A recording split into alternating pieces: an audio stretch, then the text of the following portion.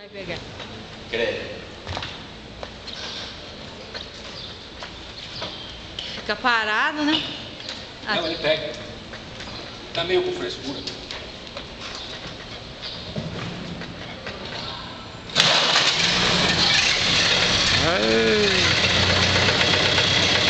Coisa, né?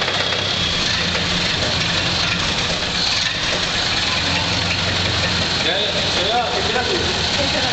É o teu termômetro aí. E era carro de corrida mesmo isso aí? É, carro de corrida, speed. Mas esse coisa que vai atrás é esse Esse baú aqui, baú? sai embaixo do ferramenta. E ia mesmo assim no carro? Piloto mecânico. piloto mecânico. Era aquelas corridas da Penélope charmosa. É isso mesmo. Olha o barulho, não? Motorzão. Bate.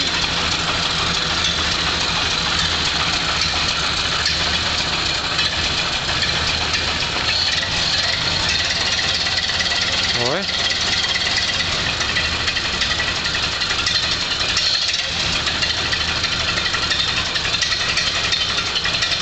E é de 1917 mesmo?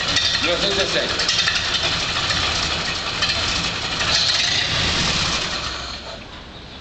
Eu mostro para ninguém botar defeito. Olha o farol do lado. É, vou acender para você ver como é que acende. Tá filmando aí? Tô.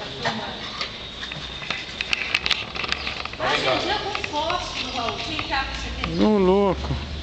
Não, fósforo não, naquela época era pinga. Era binga.